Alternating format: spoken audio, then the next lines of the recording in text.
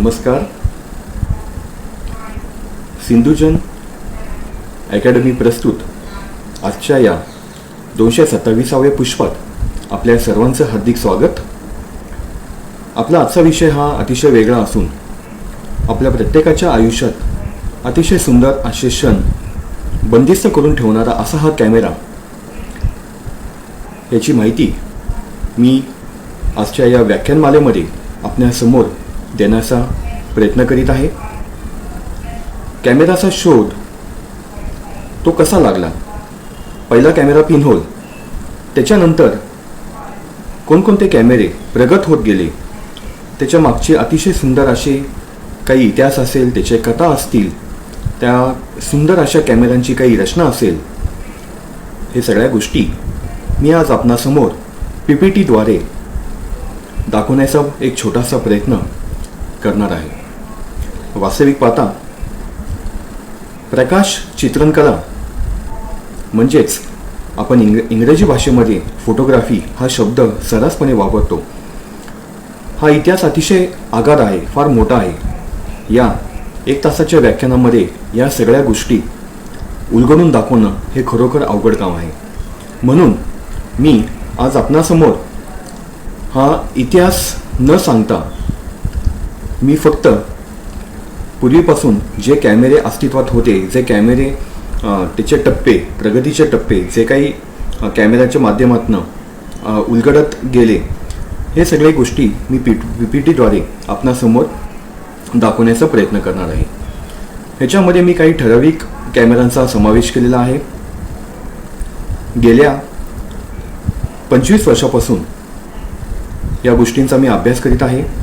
भारतभर भ्रमंती करून मी जवळजवळ 600च्या वर कॅमेऱ्यांचा मी संग्रह केलेला आहे.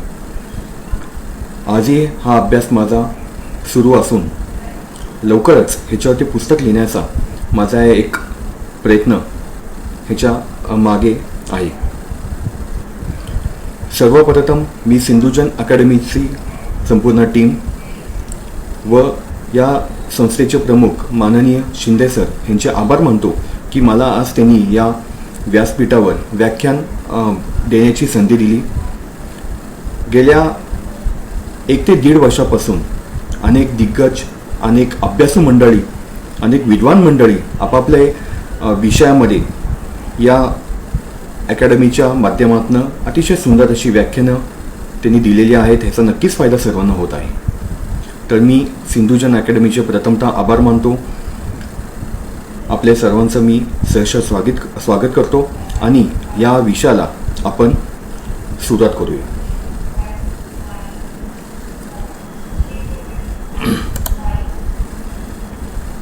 आपणास जी पहिली स्लाइड दिसत आहे ती आहे जगविख्यात चित्रकार, शिल्पकार व प्रसिद्ध वास्तुविशारद म्हणजेच लिओनार्दो विंची. इटलीतला हा अतिशय मोठा असा चित्रकार ज्यांनी मोनालिसा या पेंटिंगची निर्मिती केली. तर या लिओनार्दो विंचीची ही प्रतिमा मी या ठिकाणी दाखवत आहे. 15व्या शतकामध्ये अनेक देशांमध्ये, मग त्याच्यामध्ये इटली असेल, USA असेल, फ्रान्स असेल, या देशांमध्ये आज ज्या पद्धतीचे फोटो स्टुडिओ आपणास पाहावयास मिळतात, त्याच पद्धतीने पूर्वी अनेक आर्टिस्ट, अनेक चित्रकार मंडळी लोकांचे पोर्ट्रेट्स किंवा जे काही श्रीमंत लोक असतील ह्यांच्या घरामध्ये लावण्यासाठी काही निसर्ग चित्र पेंटिंग करून देत असत. तर लिओनार्दो विंचीनी हे जे काही पेंटिंग करण्यासाठी आपणा जे खाली दिसत आहे पिनहोल कॅमेरा, तर त्याच्यामध्ये एक मोठ्या साईजमध्ये एक खोली दिसत आहे. तो चित्रकार त्या ठिकाणी उभा आहे. मध्ये एक भिंत आहे. या भिंतीला कागद लावून, म्हणजे साधारण त्या भिंतीला दुरी काच असायची आणि ह्याला कागद लावून समोर जे काही विषय आहे, शक्यतो एखादा माणूस, त्याचं मॉडेल, तो उभा राहून त्याची जी प्रतिमा उलटी या भिंतीवर पडायची. तर त्याचं स्केचिंगसाठी या पिनहोल कॅमेराचा शोध लागला. हा अतिशय मोठा, म्हणजे साधारण एक खोलीमध्येच हा कॅमेरा बनवला गेला होता. या कॅमेरा बनवण्यामागचा उद्देश एकच होता की जे काही माणसाची स्केचिंग करायचं आहे, ज्या माणसाचं स्केचिंग करायचं आहे, ज्या मॉडेलचं स्केचिंग करायचं आहे ते प्रमाणबद्धतेमध्ये ते यावं, प्रपोर्शनमध्ये यावं, म्हणून त्याचा आउटलाईन काढण्यासाठी या कॅमेराचा उपयोग केला गेला. आपणास तिसऱ्या चित्रामध्ये दिसत असेल की तो जो कोणी चित्रकार उभा आहे तो एक स्केचिंग करत आहे एका अंधाऱ्या खोलीमध्ये. तर हा पहिला पिनहोल कॅमेरा. ह्याच्यानंतर आपण जो पिनहोल कॅमेरा पाहिला 15व्या शतकामध्ये, तर ही संकल्पना आपल्या भारतामध्ये 7व्या शतकामध्ये रुजू झालेली होती. कर्नाटकमध्ये हम्पी हे विजयनगर साम्राज्याचं अतिशय मोठं प्रस्थ असणारं एक राज्य साधारण 7व्या शतकामध्ये होऊन गेलं. अतिशय श्रीमंत असं हे राज्य होतं. या ठिकाणी जी प्रतिमा मी आपणास दाखवत आहे ती विरूपाक्ष मंदिर, अतिशय मोठा परिसरामध्ये हे मंदिर आहे. इथं आपणास दिसत आहे की एक भलं मोठं गोपूर आहे आणि दुसऱ्या ठिकाणी एक छोटंसं गोपूर आहे. या दुसऱ्या गोपुराच्या पुढे एक साधारण 10 बाय 10ची खोली त्या खाली बांधण्यात आलेली होती आणि या खोलीमध्ये खालच्या छायाचित्रामध्ये ही खोली आहे. एक छोटासा एक चित्र त्या ठिकाणी ठेवण्यात आलेलं होतं. या मोठ्या गोपुराचं प्रतिमा या खोलीमध्ये सुलटी पडते. आता हे नियोजन का केलं गेलं होतं ह्याचा शोध मात्र लागत नाही. ह्याचा उपयोग त्या काळी कशासाठी करत होते ह्याचा शोध लागत नाही. परंतु मित्र हो, एक गोष्ट लक्षात ठेवा की हा एक प्रकाश चित्रणकलेचा हा एक बेसिक पार्ट होता आणि ऑलरेडी आपल्या भारतामध्ये 7व्या शतकामध्ये ही पद्धत रुजू झालेली होती. हा विषय अतिशय दुर्लक्षित राहिलेला आहे. आपणास फक्त माहिती आहे की लिओनार्दो विंचीनी 15व्या शतकामध्ये फक्त पिनहोल कॅमेराचा शोध लावला. परंतु वास्तविक पाहता विरूपाक्ष मंदिराचा जो काही इतिहास आहे तो इतिहास दुर्दैवाने दुर्लक्षित राहिलेला आहे. परंतु 7व्या शतकामध्ये सुद्धा आपल्या लोकांनी या पद्धतीचे प्रयोग केलेले होते. पुढची स्लाइड आपण बघूया.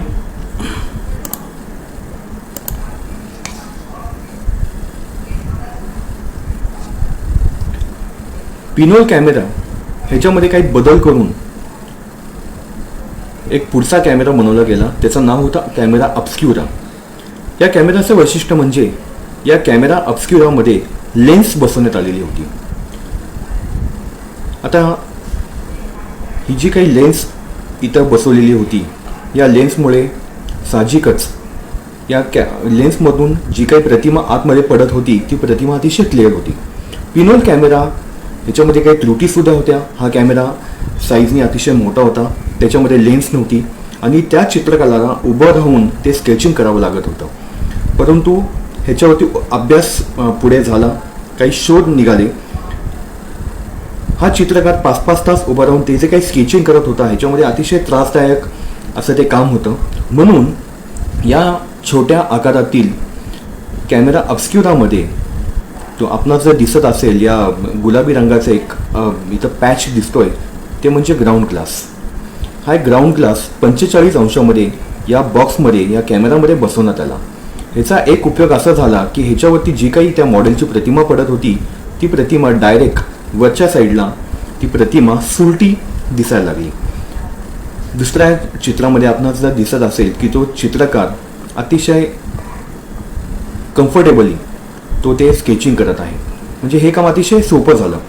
एक तर हा कॅमेराचा साईज छोटा होता, त्याच्यामध्ये लेन्स बसवली गेली आणि ती जी काही प्रतिमा आहे ती वरच्या कॅमेराच्या वरच्या बाजूला ती पडत असल्यामुळे त्याच्या स्केचिंग करण्याचं काम अतिशय सोपं झालं. तिसऱ्या इमेजमध्ये आपणास दिसत आहे की हा त्या काळातला लाकडी बनावटीचा कॅमेरा ऑब्स्क्युरा. ही इमेज मी गुगलमधनं डाउनलोड केलेली आहे. एका म्युझियममध्ये हा कॅमेरा अजूनही ठेवण्यात आलेला आहे. तर या पद्धतीचा तो कॅमेरा. मागच्या साईडला एक झाकण आपणास दिसत आहे. ते झाकण उघडलं की तो चित्रकार त्याच्या कागद ठेवून स्केचिंगचं काम करीत असे. तर असा हा जगातला दुसऱ्या क्रमांकाचा कॅमेरा ऑब्स्क्युरा. आता फील्ड कॅमेरा अतिशय प्रगत आणि कॅमेरा विश्वामध्ये अतिशय प्रसिद्ध झालेला, आपण त्या काळामध्ये आधुनिक कॅमेरा म्हटलं तर वावगं ठरणार नाही असा हा फील्ड कॅमेरा. ह्याच्यामध्ये मधला जो पॅच आहे तो बेलो, मराठीमध्ये आपण त्याला भाता म्हणतो. हा कॅमेरा आकाराने मोठा असतो, जड असतो, त्यामुळे ऑब्वियसली हा कॅमेरा हातामध्ये घेऊन फोटो काढणं अतिशय अवघड काम आहे. त्यामुळे या कॅमेराच्या खाली एक लाकडी स्टँड असतो. म्हणून या कॅमेराला 2 ते 3 नावं आहेत. इंग्लिशमध्ये ह्याला फील्ड कॅमेरा म्हणतात, मराठीमध्ये भात्याचा कॅमेरा, कारण ह्याला हा भाता आहे. लेदरपासनं, प्युअर लेदरपासनं हा भाता बनवला जातो. अतिशय अवघड असं हे काम असतं भाता बनवणं. आणि ह्याच्या खाली जो स्टँड असतो, लाकडी स्टँड, म्हणून ह्याला स्टँड कॅमेरासुद्धा म्हटलं जातं. या कॅमेराचा क्लिक बटन नव्हतं, कारण त्या काळी तेवढा शोध निघालेला नव्हता. या कॅमेऱ्याचं वैशिष्ट्य म्हणजे हे जो काही पुढचा पार्ट आहे हा जर मागे ढकलला की तो कॅमेरा, हा भाता जो आहे, हा भाता फोल्ड होऊन तो कॅमेरा बंद होऊन एक छोट्याशा डबीमध्ये तो बसत होता. तर असा हा फील्ड कॅमेरा. आत्ताच मी सांगितलं की ह्याच्यामध्ये क्लिक बटन नव्हतं. तर ही जी काही लेन्स आहे, या लेन्सला पुढे एक कॅप लावली जायची, ह्याच्यावर एक काळा पडदा टाकला जायचा. आणि कॅमेराची जी मागची बाजू आहे त्याच्यावर आपल्याला दिसत आहे की तिथे ग्राउंड ग्लास आहे. तिथं समोरच्या व्यक्तीची, त्या मॉडेलची ज्याचा फोटो काढायचा आहे त्याची प्रतिमा या मागच्या ग्राउंड ग्लासवर सुलटी पडायची. ती प्रतिमा एकदा का क्लिअर केली, फोकसिंग केली की हा मागचा पार्ट काढून त्या ठिकाणी काचेची निगेटिव्ह बसवली जायची आणि या कॅमेराद्वारे फोटो काढला जायचा. आता ह्याच्यामध्ये फोटो काढण्याची पद्धत काय होती, तर ह्याच्यामध्ये जी काही कॅप बसवलेली असायची या लेन्सवर, तर ती कॅप काढून काही काउंटिंग दिलं जायचं. साधारण ते अर्धा मिनटं किंवा पाऊण मिनटाचं ते काउंटिंग असायचं. ते तोंडानेच ते काउंटिंग दिलं जायचं, कारण तो एक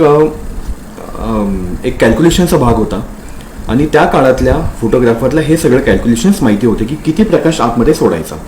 तर ते काउंटिंग्स दिल्यानंतर पुन्हा त्याला कॅप लावून मागचा जो काही पार्ट आहे त्या निगेटिव्हचा, ते निगेटिव्ह डार्करूममध्ये न्यायची आणि डेव्हलपरमध्ये तिला ती धुतली जायची. म्हणजे त्याच्यामध्ये ॲटोमॅटिकली त्या फोटोची इमेज उमटवली जायची. डेव्हलप करणं म्हणजे त्याच्यावरती इमेज उमटवणं. असा हा फील्ड कॅमेरा. हरिश्चंद्राची फॅक्टरी या सुंदर अशा मराठी चित्रपटामध्ये आपणास हा कॅमेरा आपण पाहिलेला असेल. आज हे कॅमेरा अतिशय दुर्मिळ झालेले आहे. असा हा फील्ड कॅमेरा.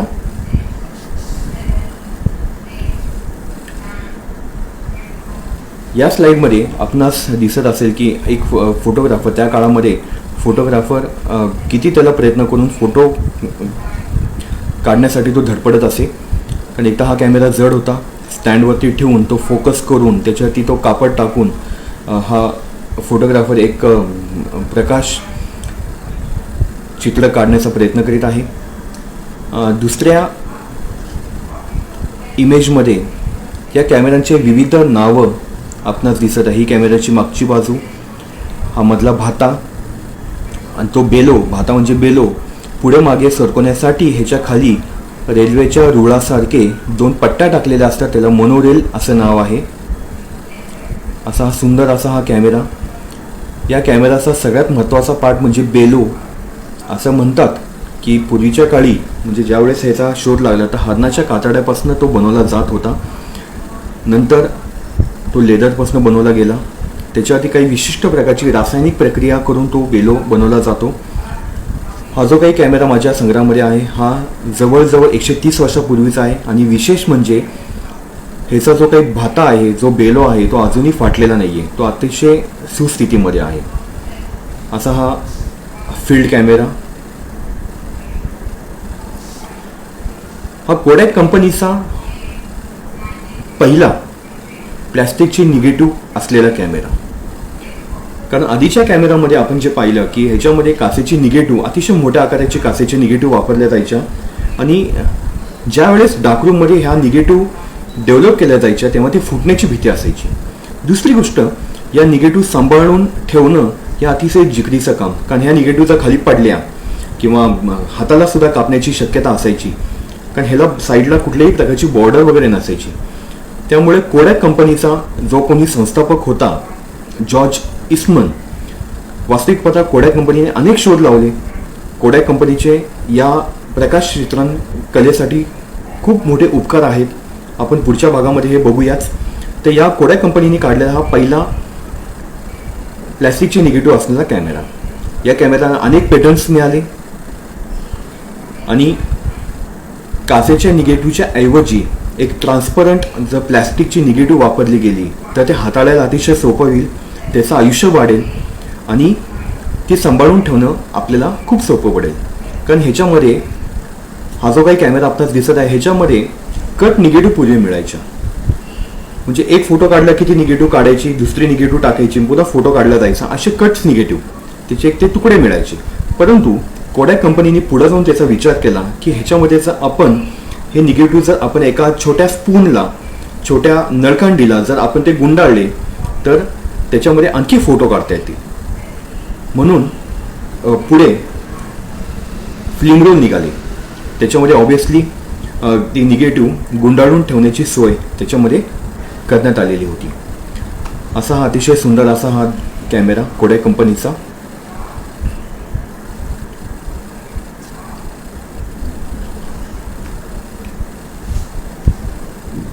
आत्ताच आपण फील्ड कॅमेरा पाहिला, तो अतिशय भल्या मोठ्या साईजमध्ये होता. परंतु पुढे जाऊन या छोट्या आकारातील कॅमेरे अस्तित्वात आले. ह्याच्यामध्ये सुद्धा आपण जर बघत असाल की मधल्या पॅचमध्ये बेलो बसवण्यात आलेला आहे.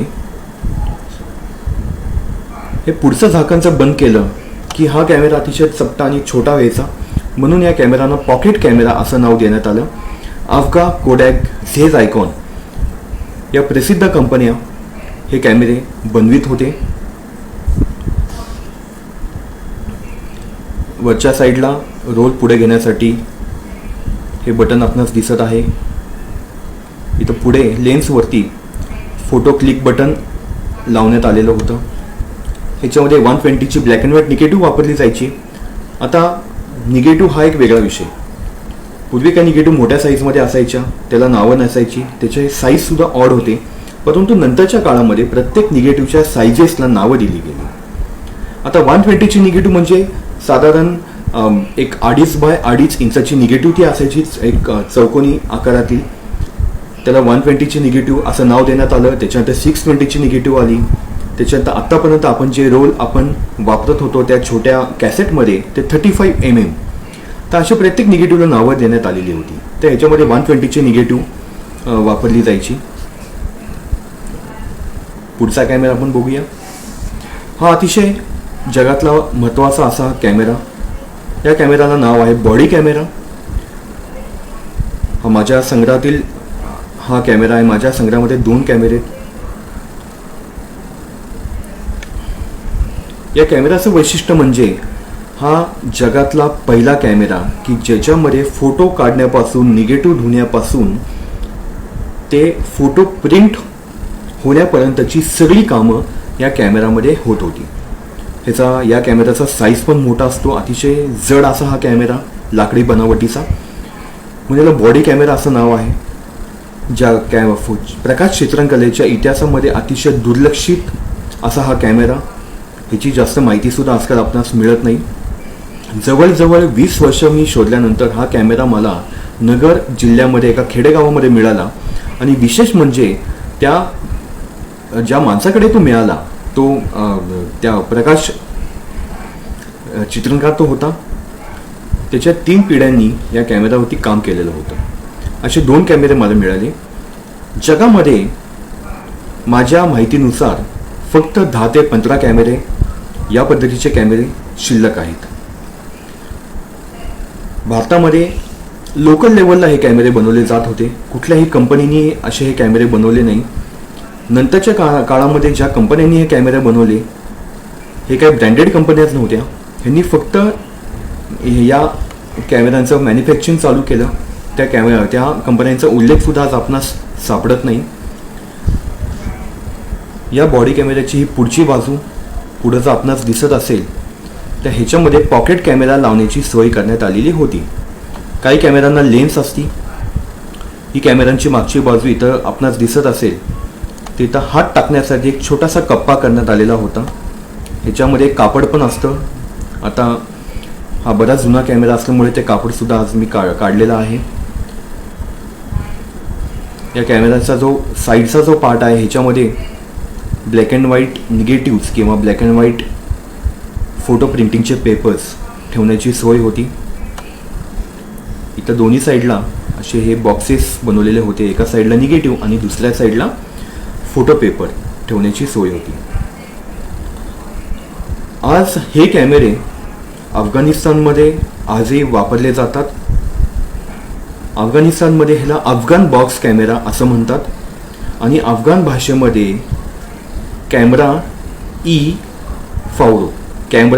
फावरो हे अफगाणी नाव आहे. तर कॅमेरा ई फावरो या कॅमेरासाठी नाव देण्यात गेलेलं आहे.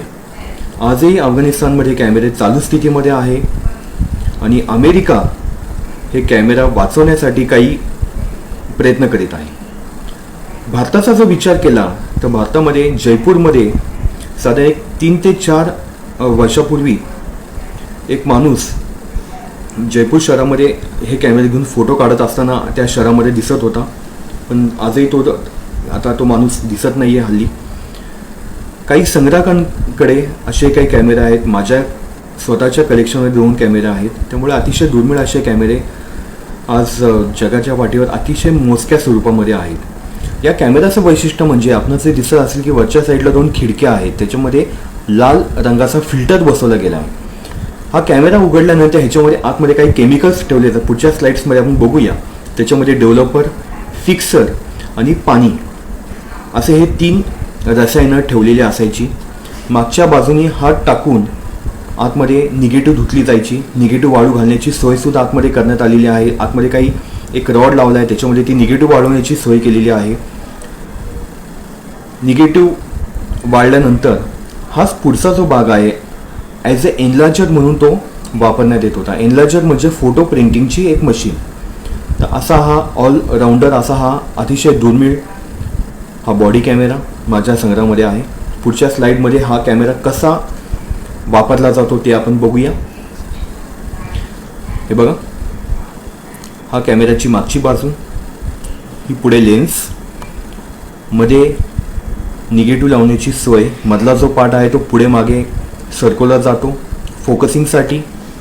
खालच्या बाजूला काही केमिकल डेव्हलपर म्हणजे निगेटिव्ह किंवा फोटो डेव्हलप करण्यासाठी. फिक्सर म्हणजे एखाद्या पेपरमध्ये फोटो पेपरमध्ये जे प्रिंट आली तर ती थांबवण्यासाठी, ती फिक्स करण्यासाठी फिक्सर हे केमिकल वापरलं जातं. ही कॅमेऱ्याची मागची बाजू.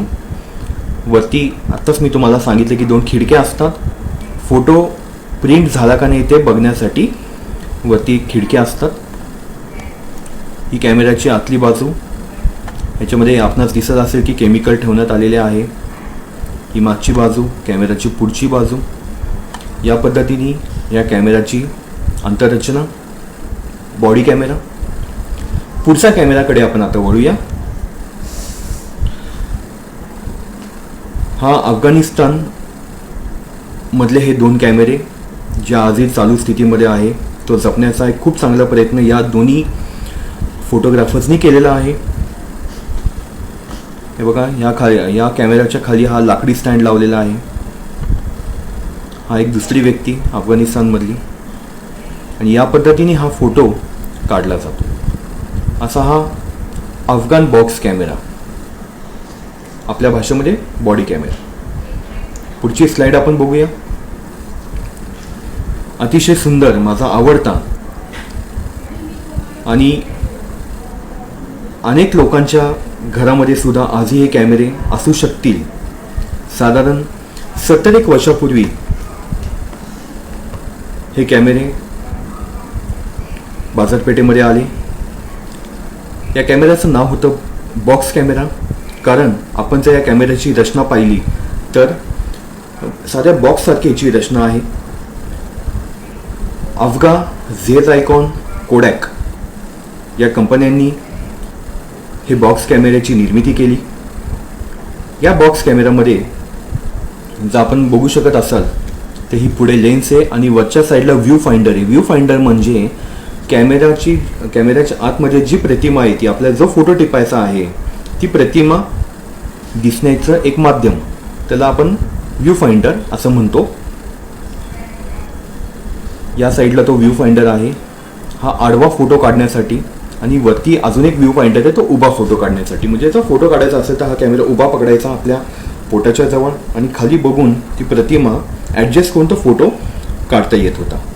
ह्याच्यामध्ये 620चा रोल वापरण्यात येत होता. आपणाला जर दिसत असेल की हा एक आयताकृती एक चौकोन मागच्या बाजूस दिसत आहे, हा फिल्म कार्टेज, हा जो काही पार्ट आहे हा फिल्म कार्टेज बाहेर काढून ह्याच्यामध्ये रोल टाकून पुन्हा तो फिल्म कार्टेज आतमध्ये टाकायचा आणि ह्याच्यामध्ये फोटो टिपता येत होता. हा पहिला कॅमेरा होता की हा वापरण्यास अतिशय सोपा होता. बटन क्लिक करून झालं, फोटो निघत होता.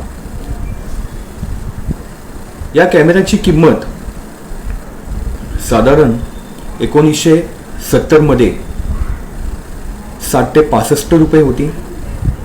अवगा कंपनीने फोटो स्टुडिओमध्ये फोटो काढण्यासाठी एक काही स्पेशल कॅमेरे ह्याच्यामध्ये बनवले होते. ह्याच्यामध्ये फ्लॅशलाईट लावण्याची सोय होती. त्याचबरोबर ह्याच्यामध्ये काही फिल्टर्स लावलेले होते. एक पिवळ्या रंगाचा फिल्टर किंवा निळ्या रंगाचा फिल्टर, असे फिल्टर्स ह्याच्यामध्ये जॉईंट्स केलेले होते. कोडॅक ही USA बेस्ड कंपनी. काही सैनिकांना सुद्धा कोडॅकने असे कॅमेरे शत्रू पक्षातील देशातील काही फोटो काढण्यासाठी गुप्तहेर खात्याकडे असे कॅमेरे दिलेले होते. आता भारताचा जर विचार केला तर अवगा कंपनीने त्या काळी सँक्रो बॉक्स नावाचा एक कॅमेरा भारतामध्ये बनवलेला होता. अवगा ही जर्मन बेस्ड कंपनी. अवगा या कंपनीने गुजरात येथील बडोदा या ठिकाणी एक खूप मोठा प्लॅन्ट त्या काळी टाकलेला होता. ह्याच्यामध्ये विविध कॅमेरे आणि अवगा कंपनीचे black and white film role या बडोद्यामध्ये मॅन्युफॅक्चरिंग केले जायचे. तर अवगा सँक्रो बॉक्स हा एक बॉक्स कॅमेरा आपल्या भारतामध्ये सुद्धा त्या काळी बनवला गेलेला होता. या कॅमेऱ्यामध्ये 8 फोटो निघत होते. या कॅमेऱ्यामध्ये एक दोष असा होता की हा जो काही फिल्म रोलचा जो खटका आपणास दिसत आहे, ही जी काही तबगडी आपल्याला दिसत आहे, ह्याच्यामध्ये तो रोल पुढे घेत असताना ह्याच्यामध्ये थांबण्याचं बटन नव्हतं. कारण आजकालच्या कॅमेरामध्ये आपण एखादा रोल जर पुढे घेतला की तो थांबला जातो, ती विंडो बॅक साईडला पुढे येते, परंतु ह्याच्यामध्ये थांबण्याची सोय नव्हती. त्यामुळे अतिशय व्यवस्थितरित्या तुम्ही ते व्यवस्थित फिरवला पाहिजे. जर तुम्ही ते बटन नीट फिरवलं नाही तर तो रोल ढिला पडायचा. किंवा दुसरी गोष्ट म्हणजे कॅमेऱ्याच्या पुढं जर बोट आलं तर आपणास ते लक्षात येत नव्हतं की कॅमेऱ्याच्या पुढे बोट आले म्हणून, किंवा तो फोटो बाद व्हायचा. असे काही दोष या कॅमेऱ्यामध्ये होते. या काही कॅमेऱ्यांमध्ये, यातले काही मॉडेल्समध्ये फ्लॅशगन लावण्याची सोय नव्हती, त्यामुळे फोटोसुद्धा म्हणावे तेवढे क्लिअर येत नव्हते. तर असा हा सुंदर असा हा बॉक्स कॅमेरा, हा कोडॅक कंपनीचा पहिला बॉक्स कॅमेरा. आपणास दिसत असेल की हा कार्डबोर्डपासून बनवलेला होता. आता हे कॅमेरे प्रथमतः कार्डबोर्डपासून बनवले गेले, पण कार्डबोर्ड हा लॉंग लाईफ नाही आहे, दीर्घकाळ तो टिकू शकत नाही. म्हणून हा विचार करून आत्ताच मी मागे जे दाखवलं तर हा पत्रा ह्याच्यामध्ये यूज करण्यात आला. आणि हा एक पत्रा आहे आणि वरती याला कोटिंग केलेलं आहे. तर हे पत्र्यापासून कॅमेरे नंतरच्या काळामध्ये बनवले जाऊ लागले. ही कंपनीची ॲड आहे, कोडॅक कंपनीची. या कॅमेराचं वैशिष्ट्य म्हणजे कोडॅकने जो पहिला कॅमेरा बनवला तर या कॅमेरामध्ये सुद्धा सर्वप्रथम प्लॅस्टिकची निगेटिव्ह या कॅमेरामध्ये वापरली गेली.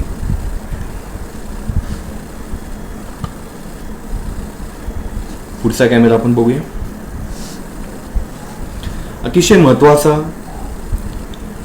वापरण्यास अवघड असा ट्विन लेन्स रिफ्लेक्स कॅमेरा. याला TLR म्हणजे ट्विन लेन्स रिफ्लेक्स म्हणून TLR असा एक शॉर्ट फॉर्म त्याला नाव आहे.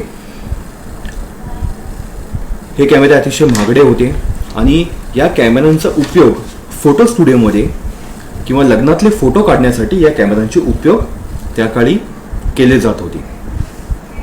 आपला जो कॅमेरा दिसत आहे तो रोलिफ्लेक्स कंपनीचा कॅमेरा आहे. ही जर्मनमधली अतिशय मोठी आणि खूप गाजलेली अशी कंपनी रोलीफ्लेक्स.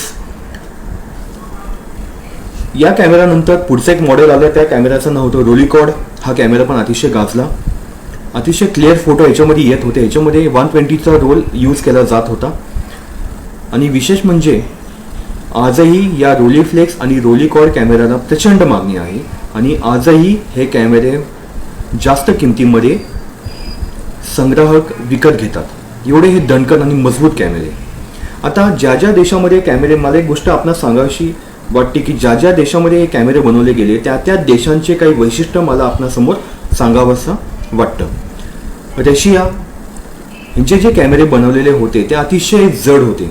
म्हणजे जर तो गळ्यामध्ये तो कॅमेरा आपण अडकवला आणि जर एखादा फोटोग्राफरचा फोटो काढत असेल अख्खा दिवसभर, काही लग्नाचे किंवा एखाद्या फंक्शनचे फोटो काढत असेल, तर अक्षरशः त्याची मान कामात न जात होती. म्हणजे एवढे ते कॅमेरे जड होते रशियन कॅमेरे. जर तो कॅमेरा चुकून जर खाली पडला, पायावरती पडला, तर अक्षरशः तो पाय फ्रॅक्चर सुद्धा होऊ शकत होता. एवढे हे कॅमेरे जड होते. जर्मनीचे कॅमेरे बऱ्यापैकी जड होते, पण अतिशय हाय टेक्नॉलॉजीने ते कॅमेरे बनवले गेलेले होते. आजही जर्मन कॅमेऱ्यांना प्रचंड, मी आता सांगितलं की प्रचंड मागणी आहे जुन्या कॅमेऱ्यांना. अतिशय हाय टेक्निकने कॅमेरे बनवले गेले होते. त्याची लेन्स क्वालिटी पण चांगली होती. त्याच्या मनाने जॅपनीज कॅमेरे ह्या जर्मन कॅमेऱ्याच्या किमतीमध्ये अतिशय कमी किमतीमध्ये त्यांनी बाजारपेठेमध्ये आणले. अतिशय हाय क्वालिटी. ज्या पद्धतीने रशियन कॅमेरे जड होते त्याच्या उलट ह्यांनी तो कॅमेऱ्याची जी काही वजन आहे, कॅमेऱ्याचे वजन, ते अतिशय कमी केलं. त्यामुळे जॅपनीज कॅमेरेसुद्धा अतिशय सुंदर आणि किमतीने कमी, म्हणून ह्या कॅमेराला लोकांनी खूप लोकप्रियता दिली. चौथा कॅमेरा होता तो मेड इन इटलीचा. मेड इन इटलीचे कॅमेरे सुद्धा किमतीने अतिशय कमी, छोट्या आकाराचे आणि हाय टेक्नॉलॉजीचे होते. म्हणजे एकदा का इटलीचे कॅमेरे आपण घेतले तर लोक अगदी बिंदासपणे म्हणायचे की हे कॅमेरे कधीच बिघडू शकत नाही, आणि हे सत्य होतं. आजही माझ्याकडे इटलीचे काही कॅमेऱ्यांचे मॉडेल्स आहेत. ते आज तागायत सुद्धा, एवढ्या वर्षानंतर सुद्धा चांगल्या स्थितीमध्ये चाललेले आहेत. कुठलाही बिघाड त्याच्यामध्ये झालेला नाही. हे त्याचं वैशिष्ट्य. आता या कॅमेऱ्याकडे आपण वळूया. Twin lens reflex camera. ह्याच्यामध्ये आपणास दिसत असेल की ह्याच्यामध्ये 2 लेन्सेस आहेत. वरती एक लेन्स आहे, ह्याला विविंग लेन्स असं म्हणतात. विविंग लेन्स म्हणजे जी काही प्रतिमा या लेन्समध्ये पडती, जो फोटो आपल्याला काढायचा आहे, तर ती प्रतिमा आतमध्ये ग्लास बसवलेली असते 45 डिग्रीमध्ये. ती प्रतिमा इथं वरच्या साईडला हा जो काही गार्ड आहे, व्ह्यू फाइंडर, इथं व्ह्यू फाइंडर आहे. तर आपण या ठिकाणी फोटो काढण्याचं जे काही मॉडेल असेल किंवा काही निसर्गचित्र असेल ते इकडे या ठिकाणी आपण बघू शकत होतो. म्हणून या वरच्या लेन्सला विविंग लेन्स आणि खालची लेन्स फोटो टिपण्यासाठी, म्हणून तिला टेकिंग लेन्स, असे 2 समान आकाराचे लेन्सेस ह्याला होते. म्हणून ह्याला ट्विन लेन्स रिफ्लेक्स कॅमेरा असं म्हणतात. अतिशय सुंदर असा हा रोलीफ्लेक्स कंपनीचा कॅमेरा. या ठिकाणी आपल्याला दिसत असेल की वरची लेन्स विविंग लेन्स, खालची टेकिंग लेन्स. वरच्या लेन्सवरती जो काही चित्रप्रतिमा आतमध्ये जात होती ती इथं या ठिकाणी एक ग्लास बसवलेली असती. त्याच्यामध्ये रिफ्लेक्ट होऊन वरच्या व्ह्यू फाइंडरमध्ये, स्क्रीनमध्ये ती इमेज दिसू शकत होती. असा हा सुंदर कॅमेराची रचना. या रोलीफ्लेक्स कॅमेराला शह देण्यासाठी, कारण रोलीफ्लेक्सचे कॅमेरे अतिशय महागडे होते, त्या काळी त्याची किंमत साधारण 1,500 ते 2,000 त्या काळी त्याची किंमत होती. आणि बेसिकली फक्त फोटोग्राफर्स मंडळी आपल्या स्टुडिओच्या कामासाठी त्याचा वापर करायची. म्हणजे लोक हाऊस म्हणून हा कॅमेरा कधी त्यांनी विकत घे, कारण एवढे पैसे टाकून हाऊस म्हणून हा कॅमेरा विकत घेणं हे कोणालाही तेवढं आवाक्यात नव्हती, ही गोष्ट आवाक्यात नव्हती. आता याशिका ही जपान बेस्ड कंपनीने काय केलं की रोलीफ्लेक्सला शह देण्यासाठी, ऑब्व्हियसली हा रोलीफ्लेक्स कॅमेरा कॉस्टली होता आणि त्याच तोडीचा कॅमेरा या याशिका कंपनीने बाजारपेठेमध्ये आणले. ह्याच्या अनेक मॉडेल्स आले. 125 मॅट, याशिका डी, याशिका ए, अशा अनेक मॉडेल्स याशिका कंपनीने बाजारपेठेमध्ये आणले. त्यामुळे लोकांनी रोलीफ्लेक्स घेण्याच्या ऐवजी या याशिका कॅमेराला त्यांनी आपला कल दिला. हे कॅमेरे आल्या आल्या खूप लोकप्रिय झाले. हा जो काही कॅमेरा आपणास दिसत आहे याशिका 635. आता 635 म्हणजे काय? तर हा एकमेव असा कॅमेरा होता की या कॅमेरामध्ये 120ची निगेटिव्ह, म्हणजे जुन्या काळामध्ये ज्या मोठ्या निगेटिव्ह असायच्या 120, ती निगेटिव्ह प्लस 35 mm, म्हणजे त्या काळामध्ये नुकतेच 35 mm या निगेटिव्हचा शोध लागलेला होता. असे दोन्ही निगेटिव्ह या कॅमेरामध्ये यूज करण्याची सोय कंपनीने दिलेली होती. आता जर ह्याच्यामध्ये 35 mm निगेटिव्ह वापरायची असेल तर हे किट कंपनी प्रोव्हाइड करायची. ह्याच्यामध्ये आपल्याला दिसत आहे काही अटॅचमेंट, काही स्पून्स ह्याच्यामध्ये दिसत आहे. हे अटॅचमेंट जर आपण या कॅमेऱ्याच्या मागं लावलं तर तुम्ही 35 mm निगेटिव्ह सहजपणे वापरू शकत होता. त्यामुळे याशिका 635 हा एकमेव कॅमेरा होता की ज्याच्यामध्ये 120 व 35 mm हे दोन्ही फिल्म रोल ह्याच्यामध्ये वापरण्याची सोय करण्यात आलेली होती. असा हा सुंदर असा हा याशिका कंपनीचा कॅमेरा, TLR कॅमेरा. ह्याच्यानंतरचा कॅमेरा 110. अनेकांनी हा कॅमेरा वापरलेला असेल. 1972 मध्ये कोडॅक कंपनीने या कॅमेराचा शोध लावला. हे कॅमेरे बाजारपेठेमध्ये आले. या कॅमेऱ्याचं वैशिष्ट्य म्हणजे हा वापरण्यास अतिशय सोपा होता. म्हणजे लहान मुलं सुद्धा हा कॅमेरा अतिशय सराईतपणे हे कॅमेरा वापरू शकत होती. ह्याच्यामध्ये 2 प्रकार होते. हा एक छोटा कॅमेरा, खालच्या साईडला ही फिल्म आपणास दिसत आहे, म्हणजे मधला जो चौकोन दिसत आहे हा तेवढाच कॅमेरा, म्हणजे एवढा छोट्या आकारातील हा कॅमेरा होता. या कॅमेरामध्ये 110ची निगेटिव्ह वापरली जायची, म्हणून ह्याला 110 कॅमेरा असं म्हटलं जायचं. आणि खालचा जो कॅमेरा तो विविध कंपनीचा कॅमेरा आहे, अतिशय छोट्या आकाराचा हा कॅमेरा आहे. आणि या कॅमेऱ्याचं वैशिष्ट्य म्हणजे या कॅमेऱ्याला अतिशय छोट्या आकारातील निगेटिव्ह, या निगेटिव्हला आपण 110ची निगेटिव्ह आपण म्हणू शकतो. त्या निगेटिव्हला 120 असेही काही ठिकाणी म्हणतात, 120ची निगेटिव्ह. या निगेटिव्ह फ्रेमचा जो साईज होता तो अतिशय छोटा होता. याचा साईज 13x17 सेंटीमीटर होता. म्हणजे आपण एक अनुमान लावू शकता की हा साईज किती छोटा होता. त्यामुळे या कॅमेऱ्यातनं काढलेले फोटो हे खूप काही चांगल्या क्वालिटीचे नसायचे. दुसरी गोष्ट, जर या कॅमेऱ्याने काढलेला फोटो जर आपल्याला मोठ्या साईजमध्ये प्रिंट करायचा असेल, म्हणजे 8x10 इंचामध्ये किंवा 10x12 इंचामध्ये जर प्रिंट करायचा असेल तर त्याचे ग्रेन्स फाटायचे आणि तो फोटो अंधुक यायचा. त्यामुळे या कॅमेऱ्याने काढलेल्या फोटोची क्षमता फक्त पोस्टकार्ड आणि 4x6 इंचेस या साईजेसमध्येच फक्त फोटो प्रिंट केले जायचे. त्याच्या पुढे मात्र त्याचे ग्रेन्स फाटायचे.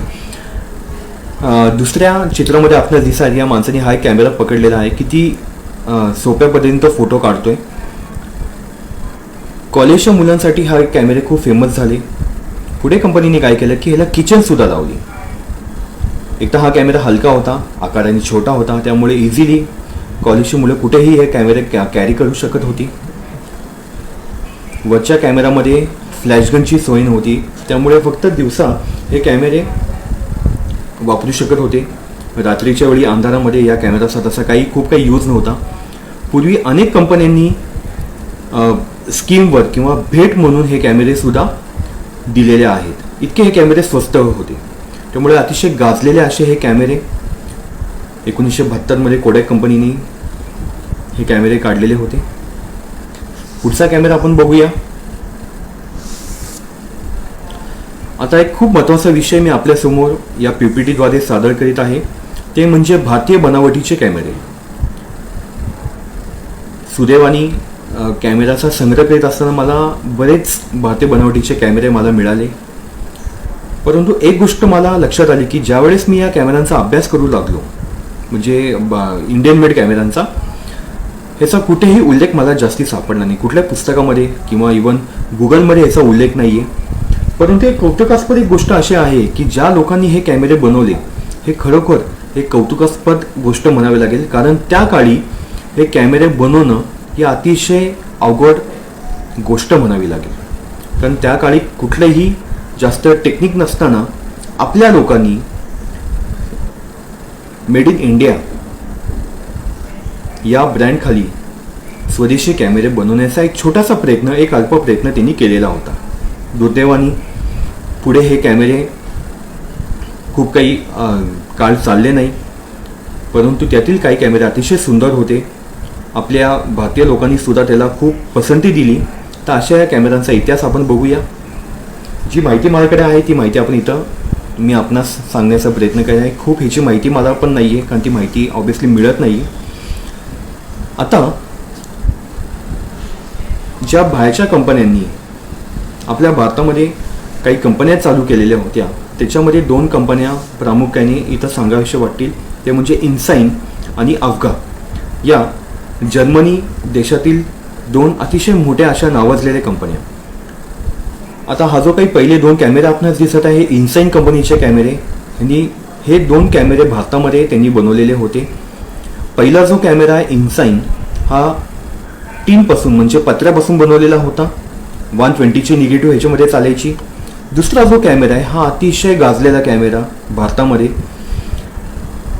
हा फुल व्ह्यू फ्लेक्स या नावाने खूप प्रसिद्ध झाला. ह्याच्यामध्ये सुद्धा 120ची निगेटिव्ह वापरण्याची सोय होती. आणि पहिला जो कॅमेरा आहे त्याचं नाव होतं फुल व्ह्यू. हा दुसरा जो आहे तो फुल व्ह्यू फ्लेक्स. असे 2 मॉडेलचे कॅमेरे भारतामध्ये बनवले गेले. तिसरा जो कॅमेरा आपणास दिसत आहे तो अवगा कंपनीचा बडोदा या शहरामध्ये बनवलेला बॉक्स कॅमेरा. त्याचं नाव होते सॅन्क्रो बॉक्स. हा सुद्धा कॅमेरा अतिशय प्रसिद्ध झाला. अनेक लोकांनी याला पसंती दिली. पत्र्यापासून बनवलेला हा कॅमेरा अवगा सॅन्क्रो बॉक्स. आता हा जो पहिला कॅमेरा आपणास दिसत आहे ब्राऊन कलरचा, हा शुअर शॉट. हा टोटली स्वदेशी असा हा कॅमेरा, टी व्ही सारखा याचा आकार होता आणि बेकलाइट बॉडीपासून हा कॅमेरा बनवलेला होता. अतिशय सुंदर असा हा कॅमेरा शुअर शॉट नावाने प्रसिद्ध झाला. ह्याच्यामध्ये सुद्धा 120ची निगेटिव्ह, ह्या सगळ्या कॅमेऱ्यामध्ये 120ची निगेटिव्ह वापरली जात होती. दुसरा जो कॅमेरा आहे तो नॅशनल कंपनीचा कॅमेरा आहे.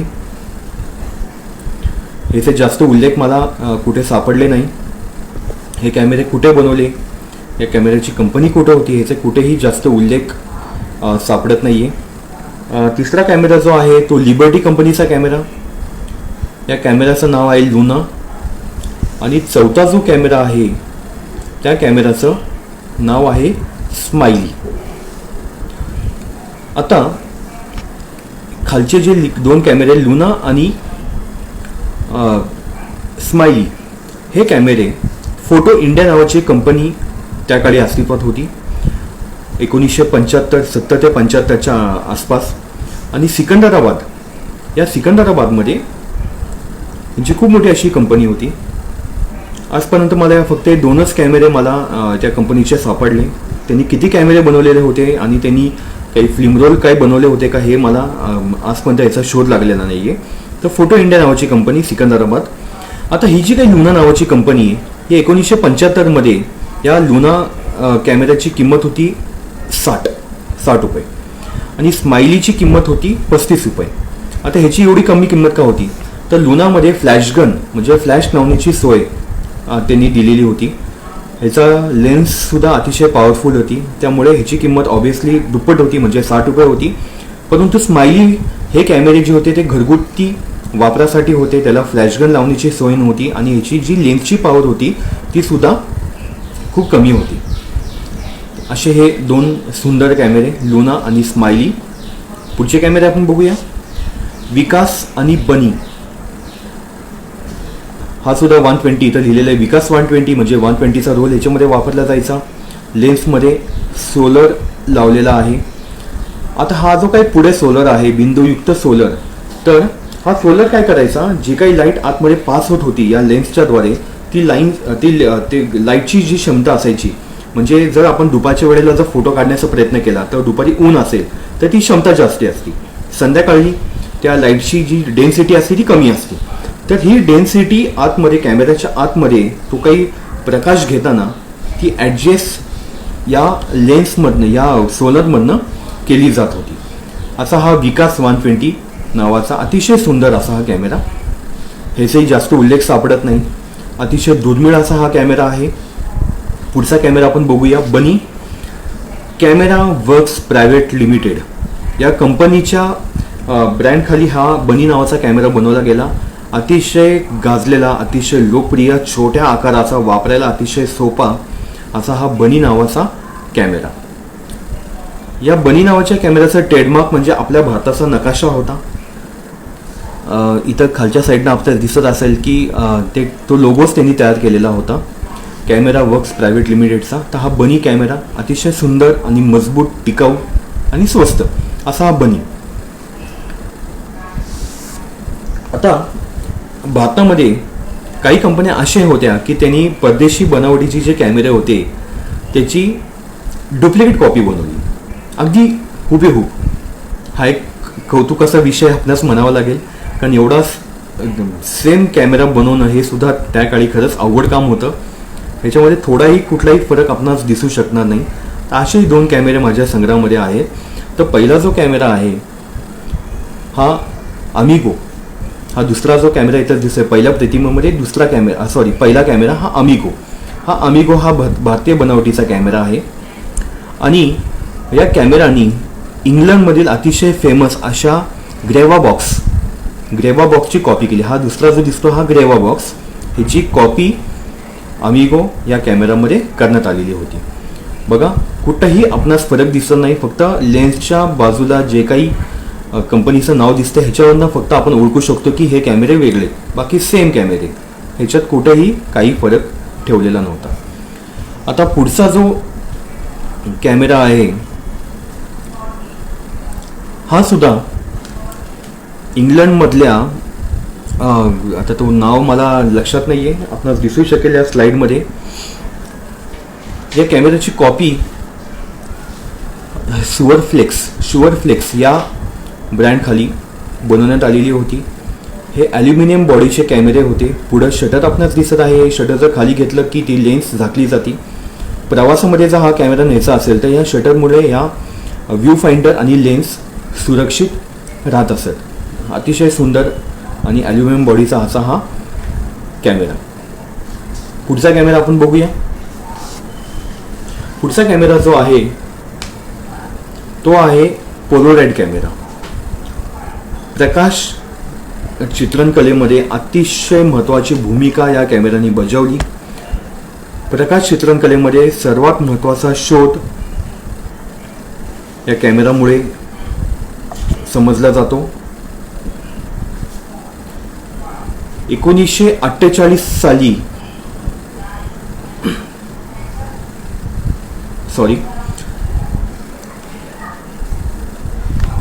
आपणास या स्लाइडमध्ये दिसत असेल की डॉक्टर एडविन लँड हे या कॅमेऱ्याचे निर्माते. डॉक्टर एडविन लँड USA मधली ही व्यक्ती होती आणि 1937 मध्ये यांनी हे कॅमेरे बनवण्यासाठी प्रयत्न सुरू केले. 1947 साली त्यांनी एक लाईव्ह डेमो लोकांसमोर दाखवला, प्रात्यक्षिक दाखवलं. हा तोच फोटो आहे प्रात्यक्षिक दाखवताना. त्यांनी जो कॅमेरा शोधलेला होता पोलोराईडचा, हा तो camera Polaroid camera, Land camera model 95 हा पहिला पोलोराईड कॅमेरा. आता पोलोराईड कॅमेरा म्हणजे काय हे आपण पहिला समजून घेऊया. तो पोलोराईड कॅमेरा म्हणजे ज्या कॅमेरामध्ये फोटो काढल्यानंतर अगदी 1 किंवा 2 मिनिटामध्ये ती पॉझिटिव्ह म्हणजे तो फोटो आपण त्या फोटोची प्रिंट आपण बघू शकतो असा कॅमेरा म्हणजे पोलोराईड कॅमेरा. कारण 1930 ते 1945 या काळातला जर आपण विचार केला तर फोटो काढल्यानंतर जवळजवळ ती पॉझिटिव्ह मिळण्यासाठी आपल्याला 2 ते 3 दिवस लागत होते. म्हणजे एवढा तुम्हाला त्यासाठी थांबावं लागत होतं.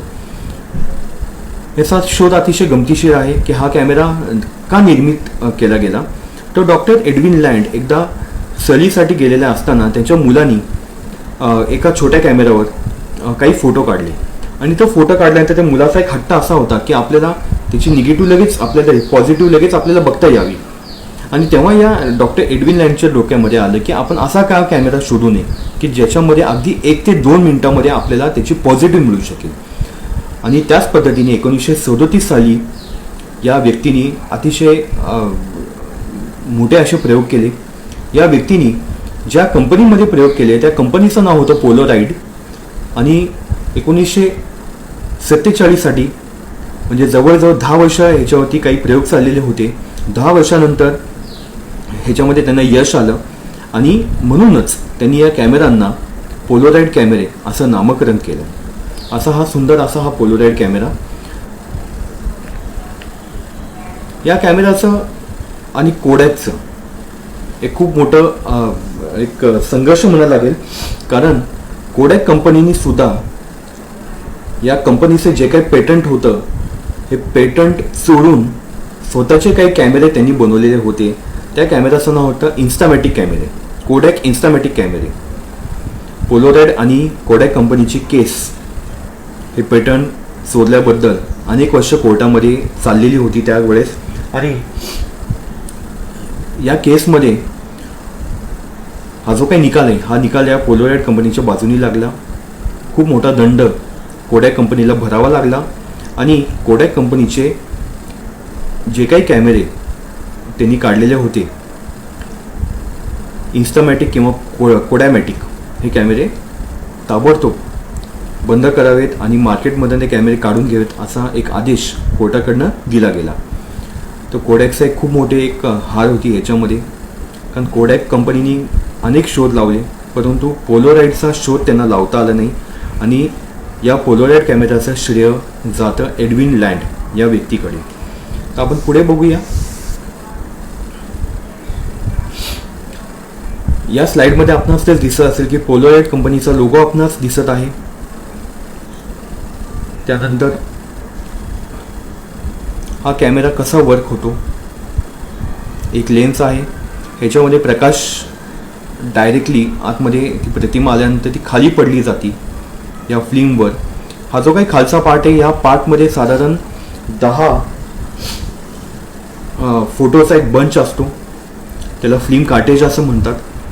एडविन लँडनी काय केलं की ज्या वेळेस त्यांनी हा प्रयोग सुरू केला तर त्यावेळेस या कार्टेजमधनं जेव्हा फोटो काढला जातो तेव्हा एक पुढे प्रत्येक फिल्मचा एक बाहेर खेचण्यासाठी एक स्ट्रीप बाहेर दिलेली असते. ती स्ट्रीप जर आपण ओढून बाहेर काढली तर इथे एक रोल असतो, त्या रोलमधनं ते फोटो जर बाहेर खेचला गेला तर त्या फोटोवर एक समप्रमाणामध्ये तो केमिकल स्प्रेड होतं. या एडविन लँडनी त्याच्यामध्ये एक ॲक्टिवेटर नावाचं एक रसायन त्याच्यामध्ये टाकलं की जेव्हा तो फोटो बाहेर येतो तेव्हा तो ॲक्टिवेटर स्प्रेड होतो आणि ॲक्टिवेटर स्प्रेड झाल्यानंतर ॲटोमॅटिकली 1 मिनिटाच्या कालावधीमध्ये तो फोटो आतमध्ये प्रिंट व्हायला सुरुवात होती. जर ब्लॅक अँड व्हाईट फोटो असेल तर ब्लॅक अँड व्हाईटला साधारण अर्धा मिनिटं लागतो फोटो प्रिंट व्हायला आणि कलर फोटोसाठी 1.5 मिनिटं त्याकाळी लागत होता. सुरुवातीला जे कॅमेरे ह्यांनी काढलेले होते तर ज्यावेळेस आपण तो 3 लेअर त्याच्यामध्ये असतात. पहिला लेअर आपण काढतो तर दुसऱ्या लेअरमध्ये आपल्याला फोटो मिळतो. पहिला लेअर म्हणजे निगेटिव्ह, दुसरा लेअर म्हणजे पॉझिटिव्ह. तर ते सगळं जे केमिकल आहे ते पूर्वी केमिकल कापडाने पुसावं लागत होतं, परंतु नंतरच्या काळामध्ये त्यांनी जो काही हा काही फॉल्ट होता, हा काही दोष होता तो सगळा काढला आणि असा हा सुंदर कॅमेरा त्यांनी बनवला. हे काही पोलोराईड कंपनीचे कॅमेरे, ह्याच्यामध्ये पोस्टकार्ड आणि 4x6 या आकारातील फोटो ह्याच्यामध्ये प्रिंट होत होते. आपणाला दिसत असं की वरती फ्लॅशगन लावण्याची सगळी सोय केलेली आहे. हा कोपऱ्यातला जो कॅमेरा आहे हा सगळ्यात जुना कॅमेरा आणि नंतरचे हे सगळे आधुनिक कॅश हे कॅमेरे पोलोराईड कंपनीचे. आपणाला दिसत असेल की वरच्या साईडला कोडॅक कंपनीने काढलेला इन्स्टंट कॅमेरे. आत्ताच मी सांगितलं कोडॅकने सुद्धा ह्यांचं पेटंट चोरून काही कॅमेरे काढलेले होते, त्यातले हे 2 कॅमेरे. हा पहिला कॅमेरा अतिशय गाजलेला कोडॅकमॅटिक, खूप भारतामध्ये सुद्धा हा कॅमेरे खूप गाजलेले होते. हा दुसरा कॅमेरा इन्स्टामॅटिक कॅमेरा कोडॅक. तिसरा कॅमेरा हा पोलोराईड कंपनीचा सगळ्यात शेवटचा कॅमेरा जो फक्त आय कार्ड फोटो काढण्यासाठी बनवला गेला होता. ह्याच्यामध्ये आपणास दिसू शकेल की 4 लेन्सेस ह्याच्यामध्ये आहेत, एक छोटी वरती फ्लॅशगन सुद्धा आहे. हे भारतामध्ये हे कॅमेरे खूप गाजलेले होते. हा शेवटचा पोलोराईड कंपनीचा कॅमेरा आणि हा पोलोराईड कंपनीचा शेवटचा लँड कॅमेरा जो अतिशय सुंदर असा हा कॅमेरा आहे. तर असे काही पोलोराईड कंपनीचे कॅमेरे. आता काही वैशिष्ट्यपूर्ण कॅमेरे आपण बघूया. हे काही कॅमेरे खूप सुंदररित्या यांनी काढलेले होते. आता पहिला जो कॅमेरा आपणास दिसत आहे तो टीन कॅमेरा, हा मेड इन चायना आहे. कोको कोला कंपनीला देण्यासाठी कदाचित हे कॅमेरे काढले गेले असतील. हे बघा, हा टीन आपणास दिसत आहे, वरती दिलं आहे कोको कोला. आणि हा कॅमेरा जर उघडला तर आतमध्ये लेन्स आहे, वरती फ्लॅश आहे. असा हा सुंदर असा हा टीन कॅमेरा. हे कॅमेरे सुद्धा आज बंद झालेले आहेत, दुर्मिळ झालेले आहेत. तिसऱ्या इमेजमध्ये आपणास दिसत आहे पाण्यातले कॅमेरे. ह्याच्या आतमध्ये कॅमेरा आणि बाहेर ह्याला एक बॉक्स केलेला आहे प्लॅस्टिकचा. पाण्यामध्ये जाऊन फोटो काढण्यासाठी असे कॅमेरे बनवलेले होते. ह्याच्या आतमध्ये अजिबात पाणी जात नव्हतं. हा एक सुंदर असा एक शोध या वॉटर कॅमेराचा लागलेला होता आणि अतिशय स्वस्त असे कॅमेरे. तिसरा जो कॅमेरा आहे तो निशिका कंपनीचा कॅमेरा. निशिका ही जी काही कंपनी होती, या निशिका कंपनीनीच फक्त 3D इमेजचे कॅमेरे काढलेले होते. ह्याच्यामध्ये 4 लेन्सेस होते, अनेक मॉडेल्स. ह्यांनी बाकीचे कुठलेही कॅमेरे काढले नाही, फक्त 3D फोटो काढण्याचेच कॅमेरे या निशिका कंपनीनी काढलेले होते. हा 3Dचा कॅमेरा अतिशय त्या काळी कॉस्टली कॅमेरा. खूप कमी लोकांकडे हा कॅमेरा असायचा, कारण 3D फोटो प्रिंट करणं ही कलाच मुळी फार अवघड कला होती. त्यामुळे खूप कमी लोकांकडे असे कॅमेरे होते. मला आठवते की पुण्यामध्ये माझ्या अंदाजाने फक्त 2 का 3कांकडेच हे कॅमेरे होते, कारण ही प्रोसेसच माहीत नव्हती. हे कॅमेरे कसे हाताळायचे तेही माहीत नव्हतं. त्यामुळे ही कला 3D फोटो काढण्याची कला ही अतिशय अवघड कला समजली जात होती. असा हा निशिका कंपनीचा कॅमेरा. ह्याच्यामध्ये आपणास दिसत असेल की सोनी कंपनीचा पहिला फ्लॉपी कॅमेरा. आपण आजकाल CDज वापरतो, पण पूर्वी फ्लॉपीचा जमाना होता. म्हणजे जो काही डाटा आपल्याला कम्प्युटरमधून घ्यायचा असेल तर त्यासाठी फ्लॉपी यूज केली जायची. तर खाली फ्लॉपी दिसते, कॅमेऱ्याच्या आतमध्ये फ्लॉपी आहे. तर एक खूप महत्त्वाचा एक शोध होता जो सोनी कंपनीने काढलेला होता.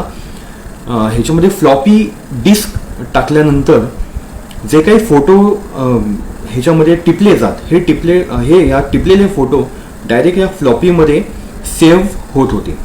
हा एक खूप मोठा शोध. आणि खरोखर हा कॅमेरा जो बनवला आहे, हा अतिशय बनवणं खूप अवघड काम असं होतं, कारण फ्लॉपीमध्ये फोटो सेव्ह करणं ही टेक्निक खूप अवघड आहे. दुर्दैवाने हे कॅमेरे जास्त चालले नाही, लोकांनी ह्याला जास्त प्रसिद्धी दिली नाही. तसा सोनी कंपनीचा हा कॅमेरा. हा पारदर्शक प्लॅस्टिक कव्हर असलेला कॅमेरा. ह्याला पारदर्शक असं बॉडी आहे. हा एक माझ्या संग्रहातला कॅमेरा आहे. तिसरा जो कॅमेरा आहे तो नॅशनल ही जपानमधली खूप प्रसिद्ध कंपनी. 110चा कॅमेरा आहे.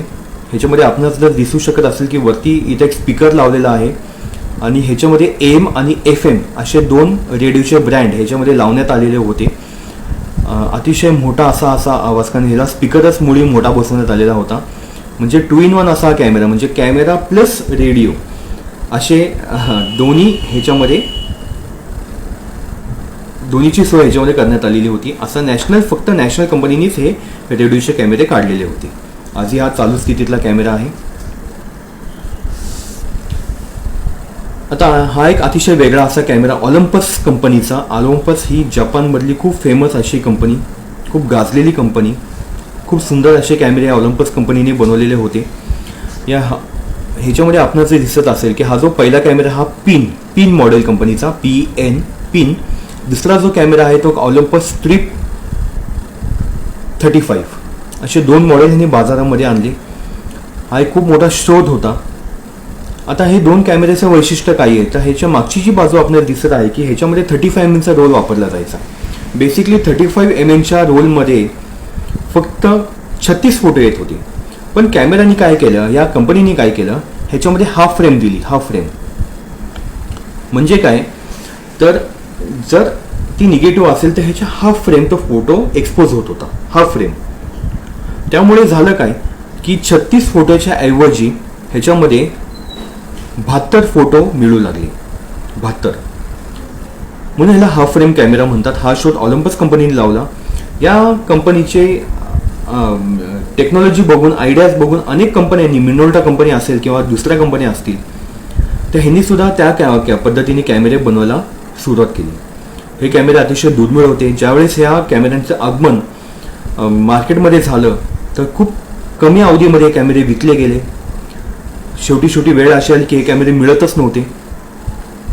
म्हणजे एवढे प्रमाणामध्ये कंपनीला हे कॅमेरे बनवले जात होते. म्हणजे खूप सुंदर अशी संकल्पना होती.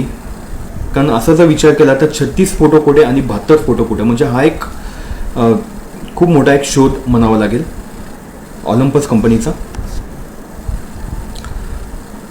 हा एक सुंदर प्रोजेक्टर माझ्या संग्रहामध्ये आहे भारतीय बनावटीचा. ते या प्रोजेक्टरमध्ये हा मॅन्युअल हा प्रोजेक्टर वापरला जात होता. अतिशय म्हणजे साध्या मटेरियलपासून हा बनवला गेला होता प्रोजेक्टर, साध्या पत्र्यापासून.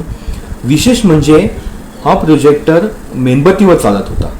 ह्याची जी मागची बाजू आपल्याला दिसत आहे की इथे खाली एक छोटासा एक लाकडी ठोकळा बसवलेला आहे, त्याच्यावरती मेणबत्ती आहे. ही मेणबत्ती जर पेटवली तर या मेणबत्तीचा प्रकाश या लेन्समधनं बाहेर पडत होता आणि साधारण 2 ते 3 मिनिटाचा एक चलचित्र ब्लॅक अँड व्हाईट ते फिरवल्यानंतर, हा खटका फिरवल्यानंतर आपण ते बघू शकत होता पडद्यावर. म्हणजे हा एक खूप मोठा शोध आपल्या भारतामध्ये निघालेला होता. परंतु हा कुठल्या कंपनीने हा बनवलेला आहे आणि किती साली बनवलेला आहे हे मात्र ह्याची माहिती मिळू शकत नाही. तर असा हा फिल्म प्रोजेक्टर. ह्याच्यामध्ये फक्त एकच गोष्ट होती की ह्याच्यामध्ये आवाज नव्हता, कारण हा मॅन्युअल होता. फक्त तुम्ही ते चलचित्र, ते पिक्चर 2 ते 3 मिनिटाचा तेवढा तुम्ही बघू शकत होता. हा प्रोजेक्टर विकताना त्यासोबत तुम्हाला 2 ते 3 एक फिल्म रोल सुद्धा मिळत होते त्या पिक्चरचे, पण ते ब्लॅक अँड व्हाईट असायचे. आता हा पुढचा एक प्रोजेक्टर. पहिला जो प्रोजेक्टर होता तो मेणबत्तीवर चालत होता.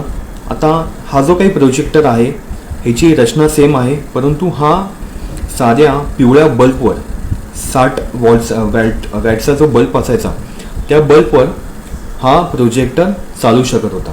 खरोखर भारतामध्ये मला सांगायला अभिमान वाटतो की भारतीय लोकांनी सुद्धा खूप प्रयत्न केले अशा काही गोष्टी शोधून काढण्यासाठी. कारण त्या काळी साधा एक 50-60 वर्षापूर्वी हा शोध लावणं आणि ही गोष्ट बनवणं ही खरंच ही कल्पना म्हणजे खूप एक मोठा विचार होता आणि ती अस्तित्वात आणणं म्हणजे अजूनच अवघड काम होतं. परंतु आपण आपली भारतीय लोक ह्याच्यामध्ये यशस्वी ठरलो असं मला म्हणायला अभिमान वाटतं.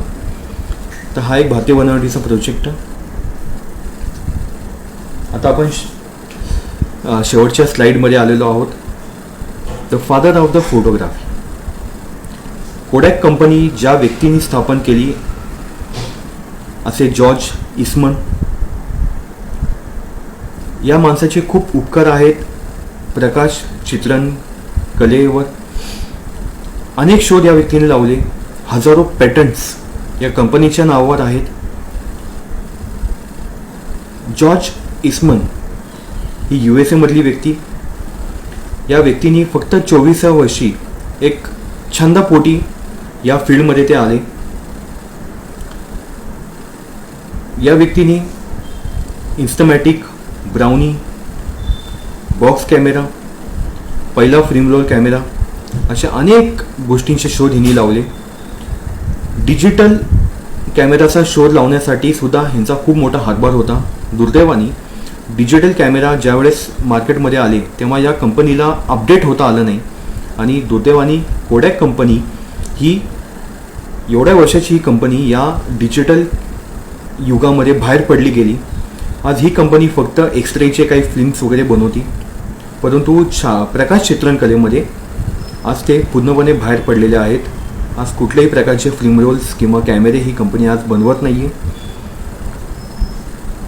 1994 साली अमेरिकेमध्ये 25 जे बलाढ्य कंपन्या होत्या त्याच्यामध्ये कोडॅक कंपनीचा समावेश होता. जगामध्ये 5 खंडामध्ये कोडॅक कंपन्यांचे अस्तित्व होतं. या 5 खंडामध्ये त्यांनी स्वतःच्या कंपन्या स्थापन केलेल्या होत्या आणि जवळजवळ 150 देशांमध्ये ह्यांचे कॅमेरे, ह्यांचे फिल्म रोल्स, ह्यांचे निगेटिव्स या 150 देशांमध्ये विकले जात होते. म्हणजे ह्याच्यावरनं तुम्ही अनुमान लावू शकता की ह्याचा व्याप किती मोठा होता, कोडॅक कंपनीचा व्याप किती मोठा होता. तर असे जॉर्ज इस्मन या व्यक्तीने 1888 कोडॅक हा शब्द अस्तित्वात आणला. के हा त्याचा आवडता शब्द, के. या के पासून आपण कंपनीचं नाव ठेवावं हे त्याच्या डोक्यामध्ये अनेक वर्ष चाललेलं होतं. आणि त्यांनी कोडॅक हा एक साधा सोपा शब्द 1888 तो अस्तित्वात आणला. जसा हा शब्द अस्तित्वात आला तेव्हा लोकांनी या शब्दाला खूप पसंती दिली आणि लोक कॅमेऱ्याच्या ऐवजी कोडॅक हा शब्द वापरण्यास त्यांनी सुरू केली. कोडॅक म्हणजे एक ब्रँडच असा त्यांचा एक त्या काळी समज होता. तर कुठेही जर जायचं असेल तर लोक कॅमेऱ्याच्या ऐवजी कोडॅकचा जास्त उपयोग करत होते. म्हणजे कॅमेरा घेऊन जायचा नाही, तो कोडॅक घेऊन जायचा आहे असंच ते नेहमी बोलत होते. त्याचा हा कोडॅक या शब्दाचा जन्म झाला. कोडॅकचं आणखी एक वैशिष्ट्य म्हणजे सगळ्यात सोपे, वापरण्यास अतिशय सोपे अशा कॅमेऱ्याला या कोडॅक कंपनीने जन्म दिला. कोडॅक कंपनीच्या लोगोमध्येच एक ब्रीद वाक्य त्या काळी त्यांनी टाकलेलं होतं, you just press the button else we will do it. तुम्ही फक्त त्या कॅमेऱ्याचं बटन प्रेस करा, बाकीच्या गोष्टी आम्ही बघू. इतकं ते कॉन्फिडन्स, आपल्या बिझनेसबद्दल ते कॉन्फिडन्स होते. तर असे हे कोडॅक जॉर्ज इस्मन्सनी पुढे काही आजारानिमित्त, म्हणजे त्यांना एक आजार जडलेला होता बॅकबोनचा, आणि त्याच्यामधून त्यांनी स्वतःला शूट करून त्यांनी आत्महत्या केली. जाताना त्यांनी एक नोट लिहिलेली होती की मी ज्या गोष्टीसाठी जन्माला आलेलो आहे, म्हणजे या प्रकाश चित्रणकलेच्या बाबतीत मी सांगत आहे, ज्या गोष्टीसाठी मी जन्माला आलेलो आहे ती गोष्ट मी या जगामध्ये येऊन पूर्ण केलेली आहे. मी आता आनंदाने हे जग सोडत आहे, असं म्हणून या व्यक्तीने आत्महत्या केली या आजारपणामुळे. असे खूप मोठे एक ही व्यक्ती, the father of the photography असे जॉर्ज इस्मन. तसा हा कॅमेऱ्यांचा प्रवास मी आपणास आत्ता सांगितलं की मी खूप कमी कॅमेरे ह्याच्यामध्ये दाखवण्याचा मी प्रयत्न केलेला आहे. वास्तविक पाहता ह्याच्यामध्ये खूप मोठा हा विषय आहे. युद्धातले कॅमेरे वेगळे, पाण्यातले कॅमेरे वेगळे, तर असा एक खूप मोठा प्रवास त्याच्यामध्ये आहे. पण तुम्ही खूप लिमिटेड कॅमेरे ह्याच्यामध्ये मी दाखवण्याचा प्रयत्न आपणासमोर केलेला आहे. नक्कीच ह्याच्यामध्ये काही त्रुटी पण असू शकतील. आपणास जर हे सेशन आवडलं असेल तर नक्कीच आपण कमेंट बॉक्समध्ये टाकू शकता. काही जर काही प्रश्न असतील तर नक्कीच आपण कमेंट बॉक्समध्ये ते प्रश्न टाका. ह्याचं उत्तर देण्याचा नक्कीच मी प्रयत्न करीन. आपणास हे सेशन आवडलं असेल अशी मी आशा करतो. ह्याच्यामध्ये काही त्रुटी असतील तर तो दोष मी माझा समजतो. माझ्या अनेक गुरूंमुळे आज मी हा प्रवास मी पार केलेला आहे. कारण 750 कॅमेरे, सगळ्या प्रकारच्या निगेटिव्स, एनलार्जर, डेव्हलपिंग टँक, अनेक त्या काळातील मोठ्या व्यक्तींचे अस्सल फोटोग्राफ्स, हा पुढच्या पिढीला हा प्रवास कळावा म्हणून मी अनेक ठिकाणी प्रदर्शनं भरवतो. या कॅमेऱ्यांचा इतिहास सांगतो. आजचा हा विषय घेण्याचा एकच प्रयत्न होता की अनेक लोकांना या डिजिटल युगामुळे आणि मोबाईलमध्ये कॅमेरा आल्यामुळे ही कला खूप सोपी वाटते. परंतु अनेक लोकांनी त्या काळी, जसे मी आत्ता सांगितलं की जॉर्ज इस्मन या व्यक्तींसारख्या अनेक लोकांनी आपलं आयुष्य या प्रकाश चित्रणकलेसाठी वेचलेलं आहे. त्यामुळे ही कला त्या काळी किती अवघड होती, या कलेचा शोध कसा लागला, ही कला कशी स्टेप बाय स्टेप पुढे येत गेली, याच्यासाठी कोणते कॅमेरे अस्तित्वात आले, यासाठी एक छोटंसं हे व्याख्यान मी आपल्यासमोर सादर करण्याचा एक छोटासा मी प्रयत्न केलेला आहे. नक्कीच आपल्याला हे आवडलं असेल अशी मी आशा करतो. धन्यवाद.